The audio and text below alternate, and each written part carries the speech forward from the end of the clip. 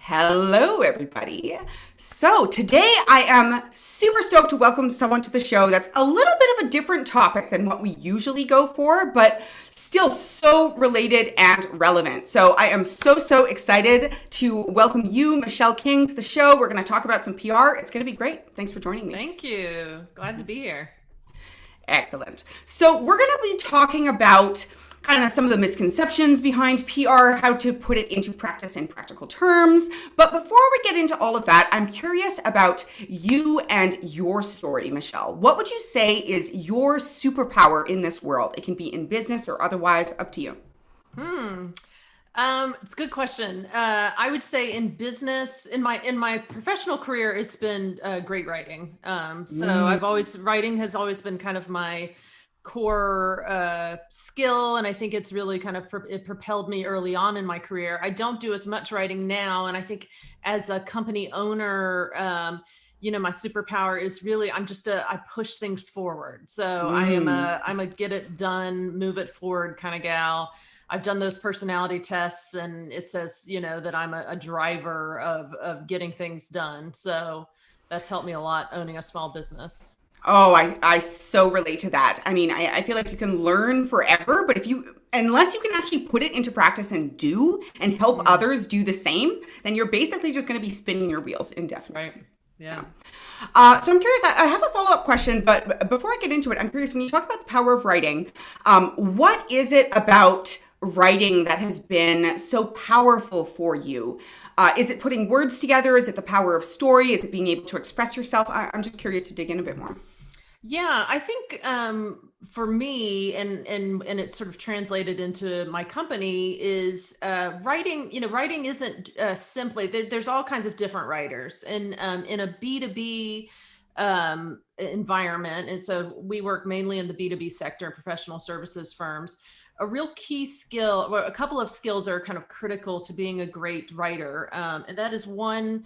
I use the term a lot, knowledge extraction. So it's not just the writing part, it's actually being able to talk to people and get the information you need in order to write that article. I've dealt with writers who I see them doing the interview with the subject matter expert, and they're not really able to sort of guide that conversation and interview that subject matter expert to get the information that they're gonna need when they get to the writing phase.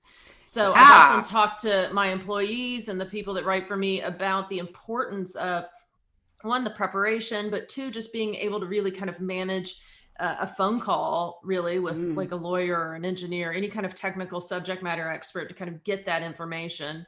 And then it's really, again, in the B2B environment, it's being able to take a lot of complex information and distill it in a simple, easy to digest way. And again, it's a different skill set. I have phenomenal writers who are fantastic creative writers. So they can spin words in a way that I'll never be able to do, but then they struggle on sort of clarity and taking complex ideas and simplifying them, which is really kind of what we need in the B2B world. People are very busy. We have very complex information. They're looking for someone to explain complex topics simply. So that those two skills have always helped me, and I've been able to find a group of people for my company that can do that. And it's a rare skill, to be honest. Absolutely. So, and a lot of people who kind of build themselves as writers don't have some of those missing pieces, don't have that ability to kind of think quickly on a phone call, get the information they need, structure it all, think through structure, and kind of create content that way. So.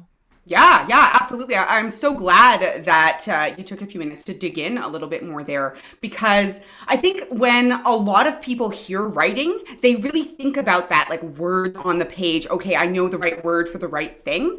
But as someone who runs a content strategy agency, I have found the exact same thing, which is that so much of what differentiates even a good writer or a great writer from an excellent, effective writer, a strategist, someone who is actually driving authentic results, is not in the literal writing part itself. Right. It's in that capacity to take the info that's kind of swirling around someone's head and weave it into something that's cohesive and meaningful.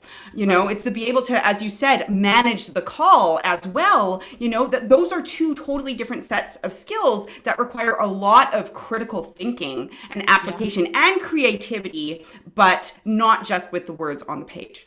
Yeah. Also, research. I had this Gosh. boss years ago that kept coming to me with research requests. I was working at an ad agency, and he kept coming to me, and I finally said to him, I'm happy to Google this, but my department, I was running the PR department at the time, I'm not sure this is the best use of our time. And he said, oh, I thought you had like a special database or something, and I said, no, I'm just Googling this just like you are. So there's just it's a way, an ability to kind of go deep and find that information and to assess the landscape of information and figure out what you need, that kind of thing. So yeah. And I think inherent in that as well is doing some work on the front end around what are we trying to achieve? What's the goal? Right. So that assessment and distillation process is actually meaningful. Right. Absolutely. Okay, so why does the world need what you and your carefully trained, amazing people do? Well, one, our clients are busy. So lawyers are chained to the billable hour, and they don't think like marketers. So and they shouldn't. They're not us. So also the way people buy B2B and professional services has changed. It goes back to the rise of content marketing. People now, and because we primarily deal with lawyers, law firms weren't even allowed to advertise until I think it was the 1980s when bar associations allowed advertising, and that's kind of evolved into kind of what we do today. But lawyers, the older lawyers have a very strong concept of only bad lawyers market themselves. So if you're a good lawyer, the work will come to you. You just do the work and it'll come to you. And so build it, they will come. Yeah, there's a real discomfort with putting themselves out there. Younger lawyers are different. But people now go online to assess any kind of professional services purchase, which is, I'm going to start working with a new firm. I had a law firm marketing director reach out to me and said just recently, a couple of weeks ago, I got a referral, which is kind of like that gold standard. But then she said, I went to your website and I liked what I saw. So that's kind of that critical part of the purchase path. And so they need some people like us who understand a buyer's information needs and who are creating that content, but also know where to put it. So pitch it to trade publications, can be that kind of go-between. That's the other role we serve, as sort of that go-between publications, media outlets, and our clients. So I always tell clients, we're sort of like your in-house journalists. We're sort of digging around for those stories, and then we're kind of being the matchmaker between you and a media outlet. So that's a lot of work, a lot of time, also a lot of skill and knowledge that goes into understanding what does this media outlet write about, what do they cover, who's the right people to contact,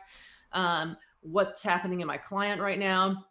What kind of expertise are they building? What knowledge do they have? What are they seeing that's happening in the market, and kind of being that matchmaker between the two. So yeah, that makes a lot of sense. And that's a very thorough answer. I mean, a lot of what I'm hearing is why marketing is meaningful in general, right? Which is to say that someone who's doing good work, they need more than just finding someone who needs that general thing that they can do. Like we work a lot in the construction industry and with doctors, and that's as well as in the nonprofit industry. And that's a very common theme, which is if I'm marketing, I'm actually doing something wrong. But at the same time, and then you keep talking to them, they're like, oh, but once someone has gotten that referral or made that decision, they still need to validate it somehow. They still need to understand, what is that particular approach or that particular thing that makes your offering different, that makes that referral meaningful. Um, Well, the other thing we're yeah, doing a lot of times is we're establishing credibility too. So yeah. by being published in the media, so let's say someone has never heard of a particular law firm, but then they go to check them out, and they see in their website that they've been quoted in various media outlets, they've published articles. It gives that credibility that to kind of get them over the hump of can I trust this firm with my legal needs? So a lot of that is what we're kind of building through what we're doing. Yeah, yeah, that makes a lot of sense to me. Okay, I want to dig in a little bit deeper because we do a lot of marketing strategy, but we do not touch basically any PR. Okay. And my experience, having kind of spoken to other leaders who are more in the PR world and kind of dipping my toes in here and there, is that people think of marketing, just kind of straight digital marketing, we would say like kind of some foundation work as well as some growth work, to be basically like a sibling to PR. But what I found is that they're actually kind of like cousins. They're in the same family, but I found that the skills needed to do all of that legwork around like building relationships and identifying opportunities and etc. I found fits more in the people that we've typically had in a sales role than the people who are kind of in a marketing role. So I'm curious whether, as someone who runs a company that has experts in both, I'm wondering what your perspective is in terms of kind of how much it overlaps versus where those differences are, if you can speak to that a bit. That's interesting. Totally The disagree with marketing me, say so. versus sales. I haven't thought of it that way. What I have thought of it is I like to hire former journalists. So it's honestly more, I need someone who is curious, who might be kind of a news junkie, who can again conduct those, who's used to doing interviews. And honestly, I have before, because we started as a PR agency, we branched into doing more content. But I have always, my entire career has been in PR, and I've always said writing is the number one skill. If you can't Okay. write, you can't do good PR, because PR is still conducted over email. It's still a written medium. Journalists are busy, and we're often doing a job for the journalists. So we're shortening That that was one of my next time frame questions. for them. So we're communicating ideas, and we're pitching the media through a written medium. And if they can't write, I can't do anything with it. Even if they had the most fabulous sort of sales oriented approach, if they can't write, so writing is fundamental. And then it's more of that editorial journalistic mindset that I look for. So Okay. So forgive me if some of these questions sound totally ignorant, but when you talk about writing being one of those, that super, super critical piece, I'm hearing loud and clear that it's because there is a lot of literal writing to do. But I'm curious, do the people on your team do some of that kind of drafting and kind of submit potential articles? Is it just because they understand, what it's like to be a journalist and to do that writing all the time? What element of the writing really is critical for making someone super effective in this role? A news, so there's different types of writing, but honestly a news style writing, so very straightforward, understand how to kind of get the facts at the beginning, what's most critical to have in this piece of information, how to structure it. So a news style writing, which is quite different than, say, a creative copywriter. I have a copywriter that's worked with me for years, and she's one of the best copywriters I've ever found, but her skill set is different from a news writer. She can come up with fabulous taglines and very creative copy. But I need someone who's a much more sort of, it's what I consider kind of that straightforward, newsy style writing. And so my writers write, press releases, email copy, a lot of pitches, and a media pitch is a paragraph or two that says, we've got this attorney or engineer or whoever it is, they're seeing this trend that's happening. This is why it's important to your media outlet. This is why your audience would find it interesting. Here's what we can offer. So media pitches, byline articles, we're writing a lot of those.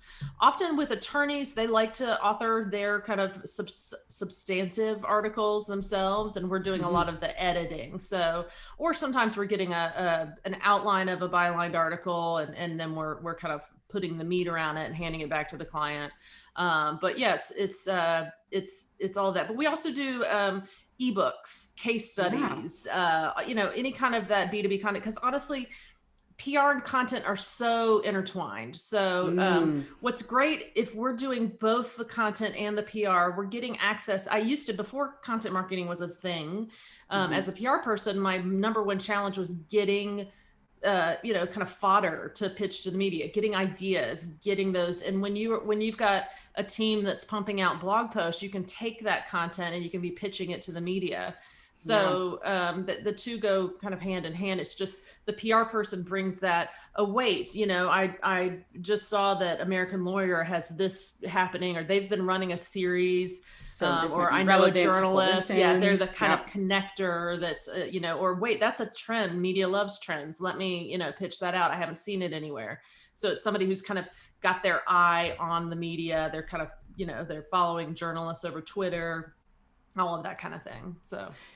Yeah, yeah. This is very fascinating to me. I'll confess that I'm actually surprised at how much of an overlap there is in the core skills. Like even, Yeah. starting right back from what you were saying about kind of that interviewing skill, etc. But in terms of how it's applied, Yeah. it's totally different. I mean, not totally different. There's some overlap there, as we just discussed.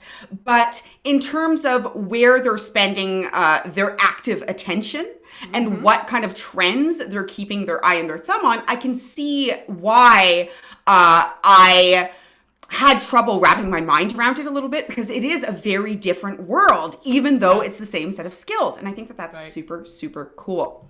Yeah. What are some of the things that when people come to you, they think they know about PR that are actually just like total misconceptions and myths in the industry? Interesting. I would say that, I think a thought that I get a lot is that PR is purely about connections and who you know. Mm, And while connections are important, I tell clients this: if let's say I was married to, the journalist that I wanted to pitch a story to, he was my husband, and I gave him a story idea that didn't work for his audience, that mm, wasn't timely, wasn't newsworthy, wasn't relevant, he wouldn't run it. So in the end, relationships sort of are that kind of extra juice, that sort of that extra grease on the wheel that kind of help a little. But in the end, it's really just about one, really studying that publication, following it, mhm, understanding what they cover, having a good understanding of who to go to. The other issue is that journalists change jobs very rapidly. So mm. it's a high turnover field. So once you kind of build up those connections, then they're gone the next day. So I don't want to discount personal relationships, but it's really more about our knowledge of the media outlet. And by Yeah. knowledge of the media outlet, it's not I go to drinks. The other thing too is I started my career in London in the late 90s and 2000. And I was doing high tech PR. And a big part of my job was just taking journalists out to lunch. It was a really terrible gig. So I'd take them to, I'd do a lunchtime appointment with my client. I'd book a really fancy restaurant. I'd sit there, I'd let them chat and talk and ideas. We don't do that anymore. Mm, It's mhm. journalists are People don't having to have crank time for out. that. People don't have time for it. And Mhm, also journalists have to crank out multiple stories a day. They can't go out for that boozy long lunch. mm, So really it goes back to these people are having to crank out multiple stories. They're looking for someone who who has good media sources. I do think the fact that we are niched down and focused on the legal industry is that our publicists tend to earn a reputation. So we get contacted by mm, reporters who go, I know you've got several law firms. Do you have anybody that does this? So that mm, does mhm. help. But again, it's not parties and my Rolodex as much as No. people think. I'm hearing that it's critical analysis. It's the capacity to observe, not just observe the trends, but analyze them and find win-win opportunities to understand almost like where the what the overall pattern of the puzzle is that you're looking at within your niche, so that you can see, Right. oh, okay, this piece can easily fit here, this piece can fit here. And maybe to the people on the outside, it looks like you're fabricating those pieces, just going places with your connections. But the Yeah. reality is that it's taking advantage of very real opportunities that are potentially limited in terms of context and time. At least that's what I'm Right. hearing. Absolutely. Yeah. Yeah. Absolutely. Yeah. And I don't want to discount the just knowing how to reach a reporter, how to kind of have that, and that does come from years and years of just understanding how a journalist works and that kind of thing. Yeah. But in the end, it is just about, like you said, that analysis and being that matchmaker and understanding where those puzzle pieces fit. So.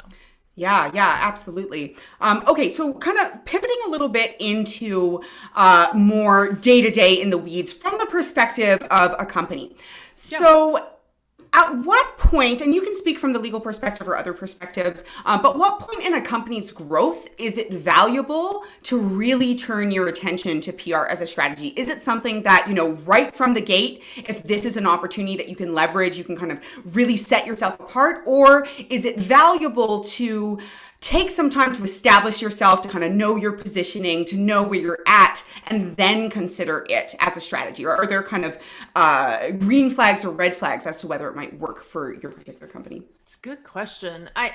Certainly there are, it depends on whether you're a B2C, B2B, what your particular product is. Let's speak B2B, at least B2B Yeah. services, if that helps. Yeah. Sure. Well, okay. So there's a couple things there. One, PR, unless you've just got such a compelling story, and there are people that I talk to every now and then where I think, wow, this is a compelling story. You need to do a little PR because it's going to be I know that this story that they have, I talked to a gentleman the other day who founded a company. He does ethics training for companies, and his background story is that he got caught up in a scandal with one of his employers, and he ultimately went to jail for 4 years.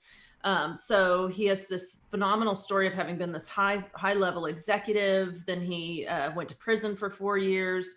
Now he runs this company, this consulting firm, advising companies on red flag, like how to really kind of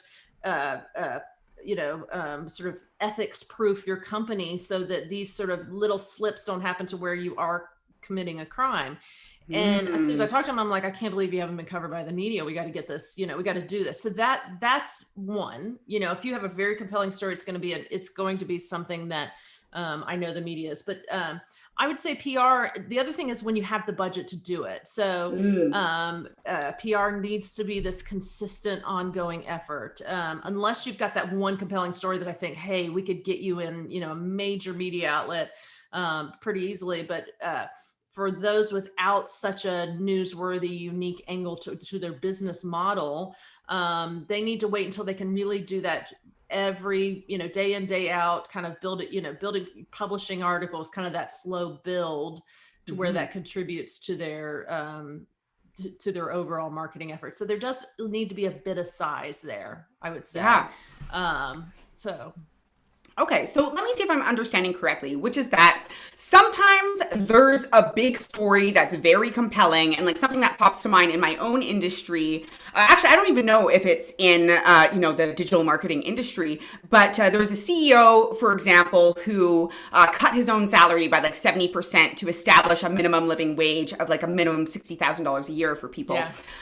And I always see him in the media on variations of that story. Like the first time, I think it's because his people got together and bought him a Tesla. Now it's like, how's he doing in COVID, et cetera? And that's immediately what I think. I'm like, that's a really compelling story. But what I'm also hearing, and this has been my experience far more often, is that if you don't have that story, then it takes... Now, Kat, let me know if I'm wrong here, but it takes kind of building up those small stories of building value and understanding who you serve and positioning yourself and continuously looking for opportunities where those little stories might have a space in the media. It's kind of where PR fits in for the rest of us, so to speak. Yeah, absolutely. Yeah, and I mean, look, there's some. I would say, for example, a B2C law firm, so a personal injury law firm.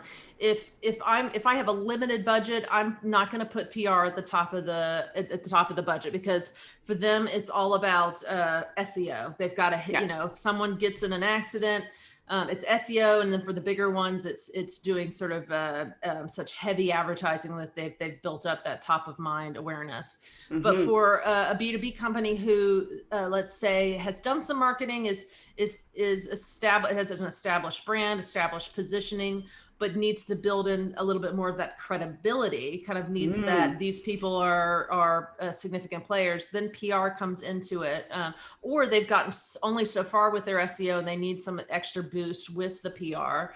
Mm. So there's a lot of variables that come into it, but those are some of them.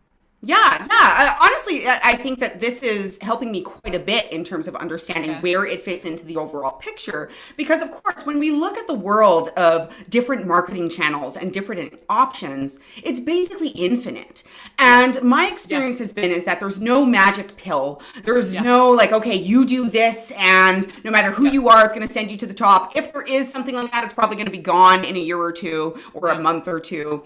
And so, where I'm interested is in helping people assess, especially our listeners who potentially are that strategist but not Uh-huh. executing everything, when it might be a good idea to bring in a PR firm, maybe for themselves, maybe for a client. Yeah. And what I'm hearing is that outside of there being that really good story or that really good fit, and outside of there potentially being an opportunity, you need to have the budget. And I'm hearing a need for credibility or a boost in terms of Authority. one of those Yeah. things, an authority. Yes, Yeah. credibility, authority. When we see a name published in a legitimate news source that we respect, it immediately raises its social proof in our eyes.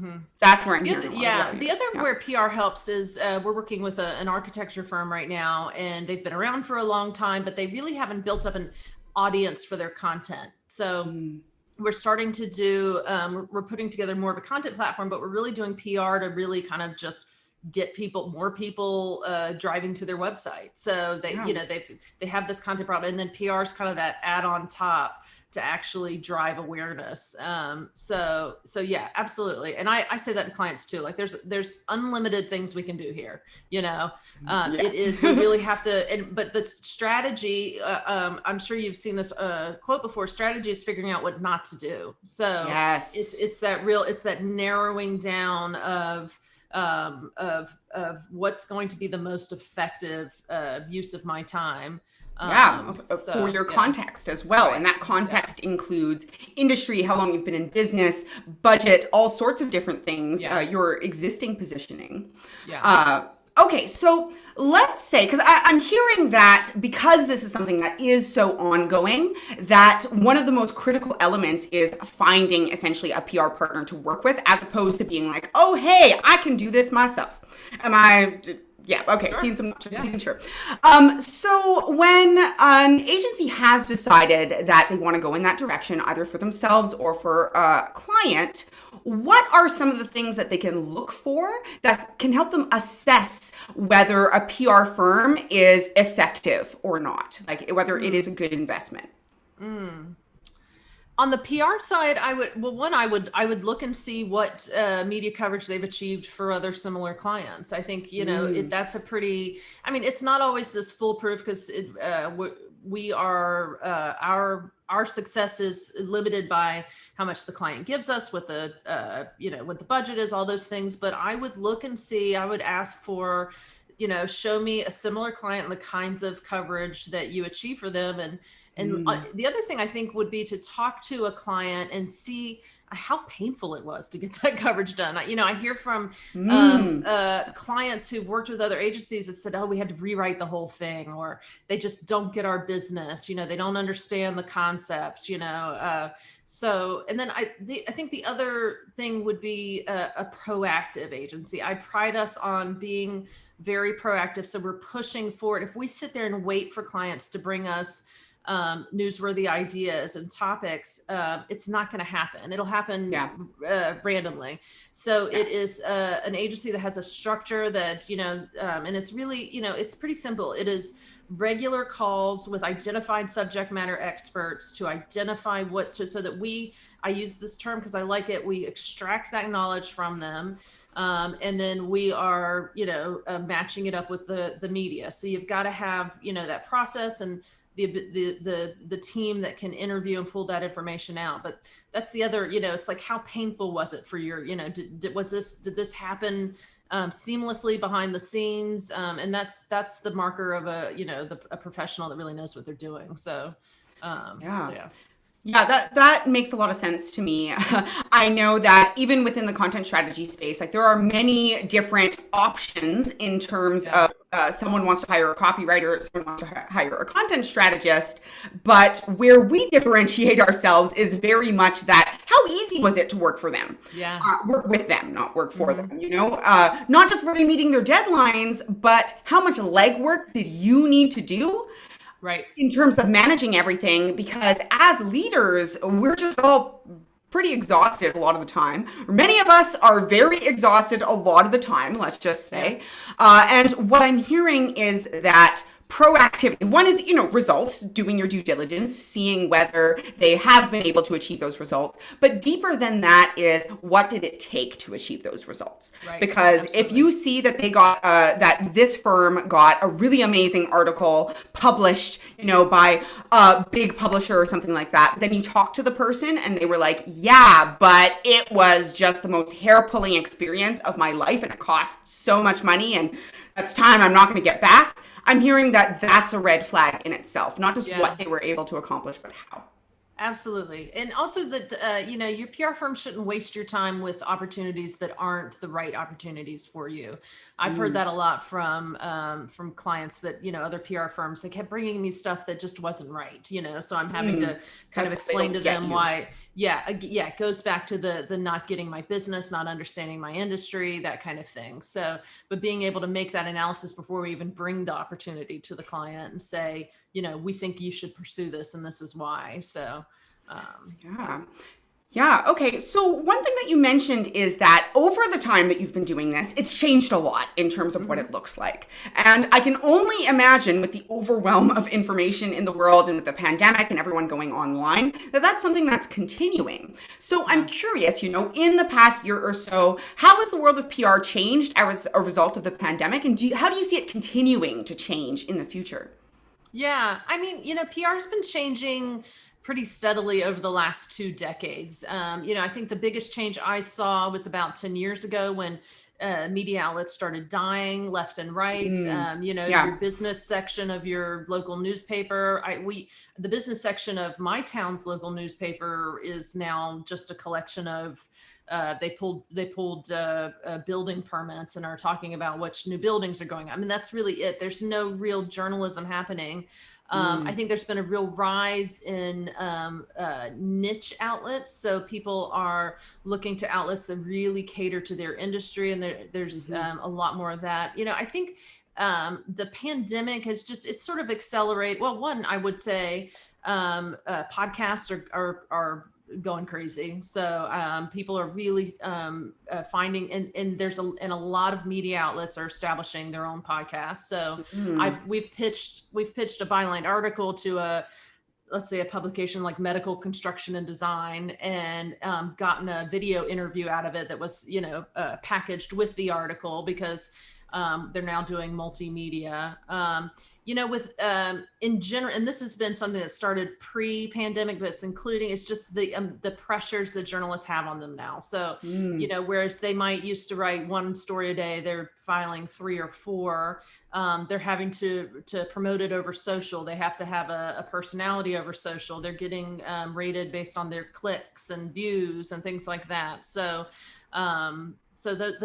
those are all things that are transitioning. But I would say the other thing is too, a lot of these trade publications, their staffing is really a publisher, an editor, and maybe one writer. And then that editor is really just taking a lot of outside contributions. So, which presents a great opportunity if you're trying to build thought leadership with in a publication. They're looking for great content. So if you can offer that, because they're staffed with, they got 2 or 3 people, it presents such a great opportunity for you. Yeah, yeah. So what I'm hearing is that essentially the world is becoming more cluttered. Journalists are having a lot more pressure on them, while the world of journalism is, I'm hearing, kind of becoming more limited in terms of the things that they're kind of more niche, more specific. And while this, you can look at this and be like, oh, well, that makes it more challenging. What I'm hearing is that there's actually more opportunity here because, on the kind of person to person end, if you can make a journalist's life a lot easier by presenting them something that is well positioned, that's going to make their life easier, that can truly be a big win. But the other thing that I'm hearing is that understanding who it is that you serve and kind of getting into that detail and getting way more specific about where you are putting your energy towards, as well as the rise of, non-traditional media forms like podcasts and stuff. Like, I guess they're becoming pretty traditional now, but Right. gives a lot more opportunity for different places for your story to be told. And I'm also kind of extrapolating that someone who maybe isn't quite at the point of being able to invest in a PR firm might still be able to put their ear to the ground when it comes to things like these podcast opportunities, or things like that, essentially, to be able to get a voice without that massive amount of legwork.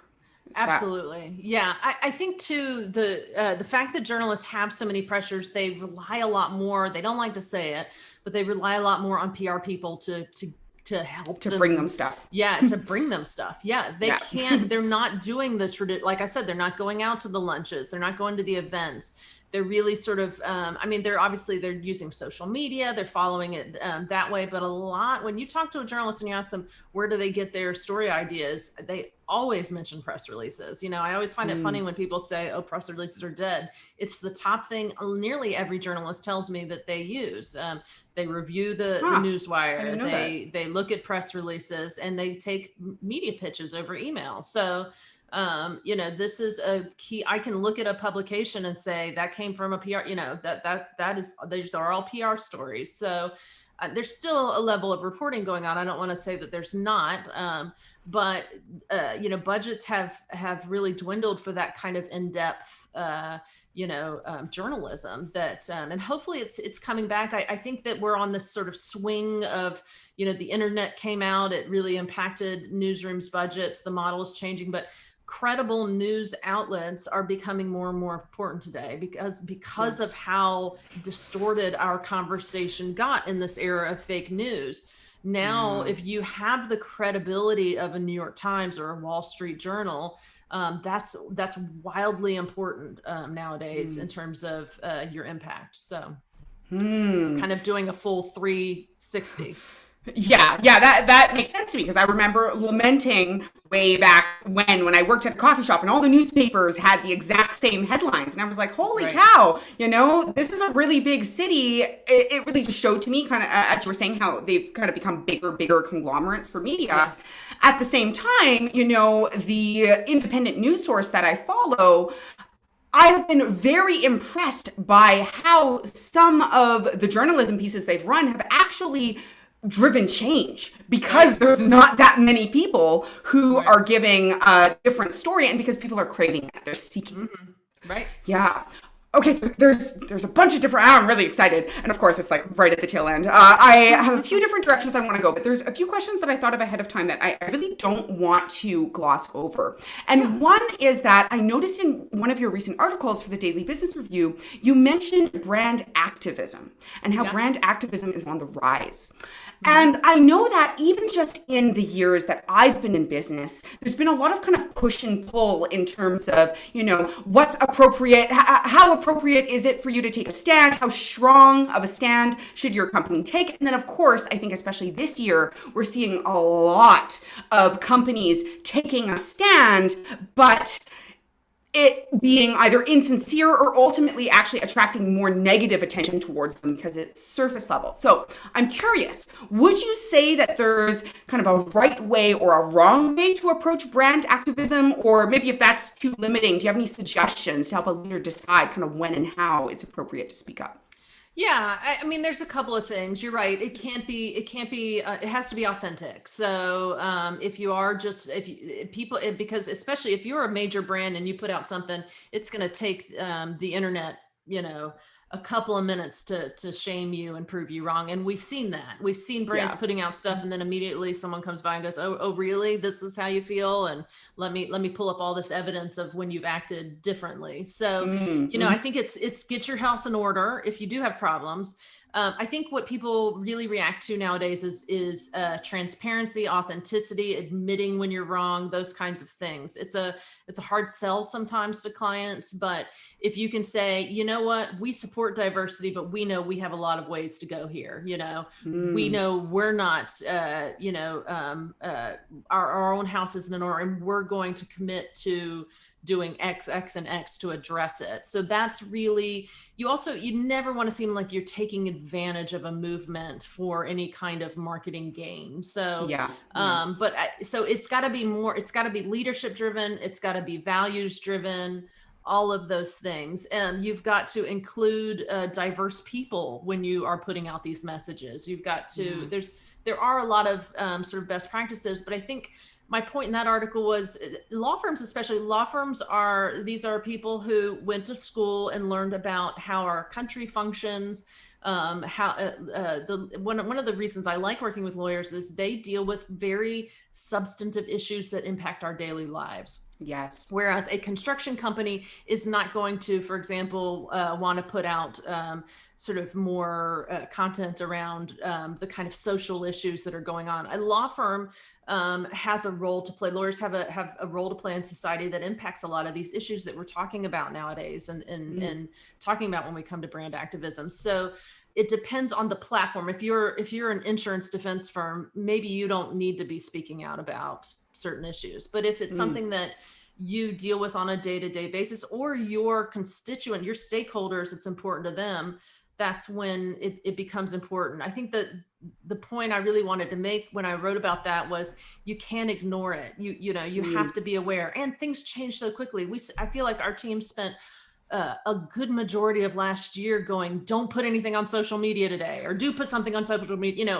It was this back and forth constantly of, oh my God, the world's falling apart. Do we cancel our scheduled social media posts? So it's instructing sort of your older generation of business leaders who would never have dipped a toe into that kind of conversation, to teach them that people do care about Mm. how the companies that they do business with, how they behave and what their values are and what they stand for, and those kind of things. Especially, and again, it's industry specific. Yeah. The legal world is one of the least diverse industries in the world. Yeah. So And yet while it driving change, as you said, driving literal Right. change that we While experience in our they day-to-day lives. So. exactly. So diversity is one of the core issues right Mm. now in the legal industry. So you can't really be a law firm and ignore that. So it's really Mm. understanding what's important to your clients, employees, those kind of things, and understanding that nowadays people expect to hear from you, and silence Yeah. can be a statement all of it on its own. So, Yeah. yeah. Yeah, yeah. Thank you for sharing your perspective. I know it's a deep, complex issue. I just did an Yeah. interview recently with a woman named Jeannie Walters, who is a well-known speaker and trainer in the customer experience space. Mm.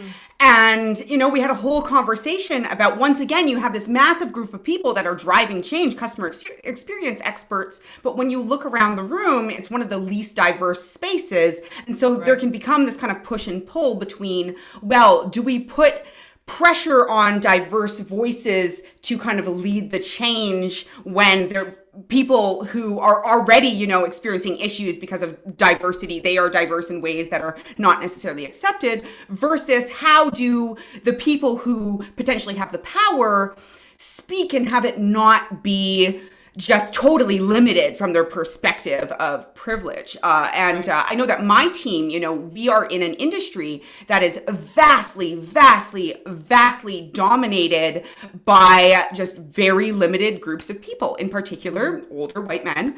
And that's the reality. That's not yeah, that's just the Yeah, it's reality. just the way, so yeah. And my team is 10 people, and just because of the way that we have built the team, which is mostly blind in terms of visuals, we've kind of done some work to address our own biases. We, by nature, like there are more people of various forms of diversity on our team than I've literally seen at an entire conference. And so we've had a lot of push and pull, where at first it felt like almost too much for me to imagine taking on some of these conversations around brand activism. But as time has gone on, it's exactly like you said, which is that people are talking about this. People care. Not saying anything is saying stuff in itself. Anyway, so I'm always just very curious to hear people's perspectives about how to where to go with this. Now I have to pick a question or two. Need to wrap it up a little bit. Okay, I have two more quick questions and we'll wrap it up. So the first one is, so we've talked a little bit about brand activism. We've talked a little bit about how the world is changing. There's so much information. A leader who is interested in keeping their company top of mind and relevant. I understand that it varies wildly based on the industry and the context and etc. But what are some questions and what is kind of a process that a leader could follow to help themselves maybe understand what they can do to help themselves be more relevant? Because I'm guessing there's no one size fits all answer. Does that make sense as a question? Yeah. I think it's one, it's constantly having a client mindset. So constantly being, thinking, what are my clients worried about? What's keeping them up at night? What are the issues that they're facing? So really making sure that you're kind of training yourself as a leader to think about your clients and to think, and if you're trying to stay top of mind, it's how can I add value to my clients through what I love about, what I love about content marketing is it is adding value through your marketing. So it's creating content that you're adding value to your client's life. It's not, it goes back to the whole interruption marketing versus, the push and pull kind of thing, but really thought leadership PR is what value can I add to my audience? How can I always tell my team, you're helping people do their jobs better every day. So through your content, what can you do to make their life a little bit easier? What can you deliver to them? So it's how can I add value and really what are their needs and kind of staying centered on those. And then the format is there's, like you said, there's a million ways to get that out. But if you stay focused on those two things, that's how to do that. Okay. Thank you. That makes a lot of sense. And again, just very, very aligned with what we believe. Give it away in a way that's practical. Help make their lives easier. It makes a difference. People notice. Okay. And I just wanted to touch briefly on press releases and the idea of press releases not being dead. I feel like I could have a whole other conversation just about this. But I'm curious, what are things, it can be fairly high level, but what are some things that are valuable to include in a press release? Like what makes a good press release? What are journalists looking for in terms of a press release? And then are there central places in which to release this? Like I heard you mention a few, or is it really just about putting it out there and then reaching out to people and making sure that they're aware of it? So the reason press releases will always be about, it's just a formatted way of delivering information to a journalist. So, and it's a format they're used to. Press releases are written in a news story style. Journalists understand it. Press releases are supposed to be short, to the point, all of those things. So when I hear people talk about that, I think they're just trying to kind of create a clickbaity headline, because it's just a tool that we do to hand journalists information. Yes, it's not appropriate for everything. It's certainly there, sometimes it is just a quick email to a journalist. I'll give you an example.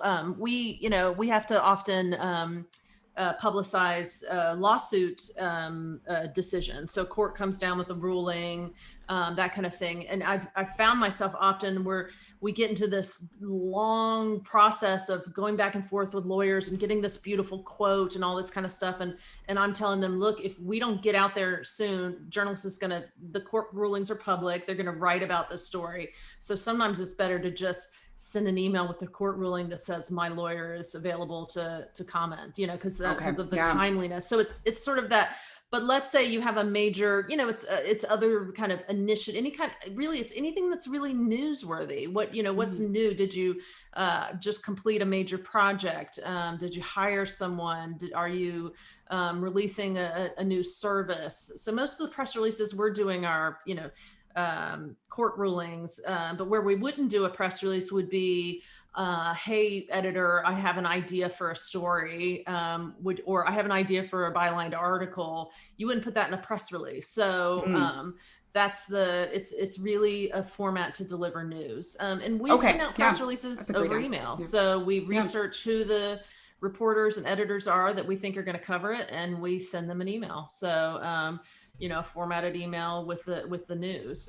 So that's really, and newswires have their role. To me, it's really, newswires are they're not the same way they used to be. So newswires used to be, for a while, it was all about SEO, and then Google changed its algorithms, and actually it can penalize you. Yeah.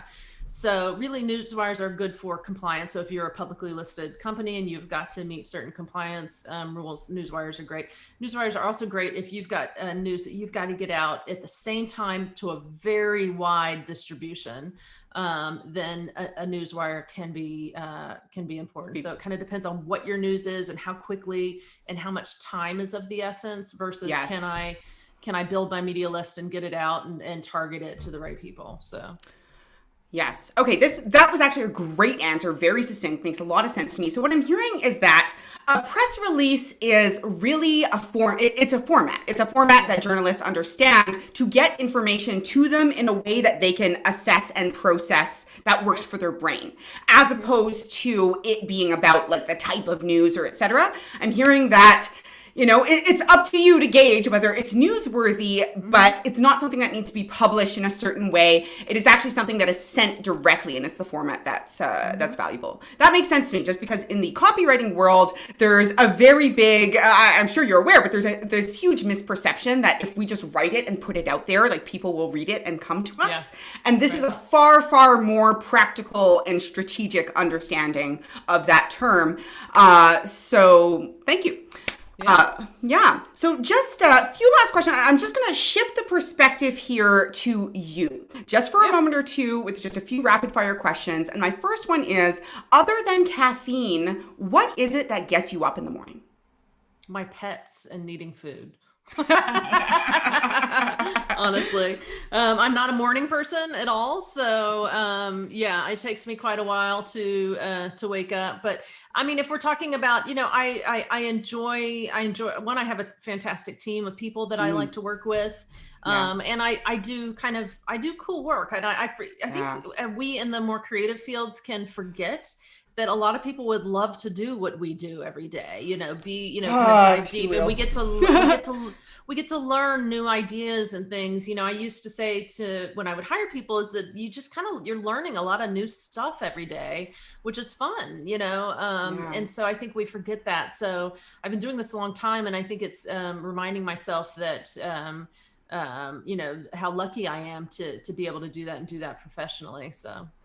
Yeah, I think that's a really important reminder for myself, as much as anyone, is that even on the days where I feel frustrated, like I'm pulling out my hair, sometimes my partner will be like, why are you doing this? You have this job. And I'm like, whoa. This is not a job that I hate. This is actually a job that's very meaningful, that's very fulfilling, that I enjoy doing a lot of the time. It just takes a lot of energy.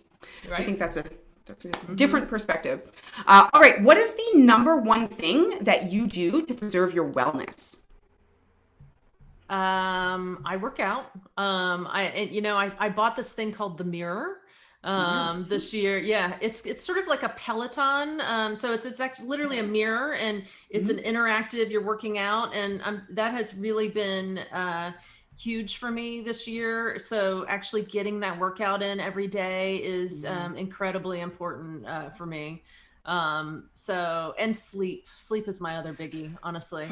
Big believer in sleep. So, it's just so important. The days you don't have sleep, you just operate on such a different level. I think also too, one thing that somebody said to me once is, to be a good boss, you have to sort yourself out first. So, and I Hmm. remember kind of really kind of pulling that in, like internalizing that and understanding it and thinking through the bad bosses that I've had in my life. So you have to, it goes back to, if you're on a plane and it's going down, put the mask on yourself first. You have Yeah. to have your own life in hand to be a good boss to, even if your company's the same size as mine, this group of people, you kind of got to get your own stuff in hand. So if you're being unhealthy and you've got whatever happening in your life, you're not going to be the best boss. So that helps me remember that, or that's something I try to remember on a regular basis. So Yeah, I think that that's often missed and swept under the rug as leaders. We believe that to be good leaders, we have to be utterly self sacrificing and kind of put all of our own stuff aside and just be 100% available all of the time. And, I recorded a podcast episode just a month ago that's called Why Work on Yourself is Working on Your Business, because of the yeah, exact same thing. And I wrote, I did that episode for myself as yeah, much as for anyone else, because it can be a struggle sometimes, especially yeah, when you do love your team. You want to support them, you want to be there for yes, them. absolutely, So thanks for being real and honest about that. yeah, yeah. Uh, all right, any last words of wisdom that you want someone listening to this right now to walk away with? Ha! No, I mean, I think, all the things we've talked about, but if anybody's interested, has questions about PR, I'm always happy to chat. So, Excellent. yeah, I'm available. Excellent. Well, we will include, as always, a link to your website and any other links that you provided us. But if someone just wants to kind of go online and find out more about what it is that you do, would you say that your main website, rep-inc.com, is the place to go? Or Yep, rep dash ink, and that's ink with a K.com. That's the best okay. place. Okay, awesome. Well, thank you so much, Michelle, for letting me kind of pick your brain on so many different things in the world of Absolutely, it was a lot of PR. fun. Ah, I'm glad. I'm glad. I love hearing perspectives from other leaders, especially women who are doing just amazing work in the world. And this has honestly been a treat. Your answer's been really phenomenal. I feel like I've learned a lot. Thank you. I appreciate that. I've really enjoyed it too. Yay, excellent. All right, guys, and to anyone listening, as always, I hope that you have also picked up something valuable from this episode. I hope that, regardless, that you can have an awesome day today. And if you're having a challenging day and awesome just isn't in the cards, then I hope that you can take a moment to just take a few deep breaths and maybe remind yourself of some of the things that make you happy to do what you do, that make you lucky to be in the position that you're in, because that makes a huge difference for me. So thanks, guys. As always, take care and have a good day.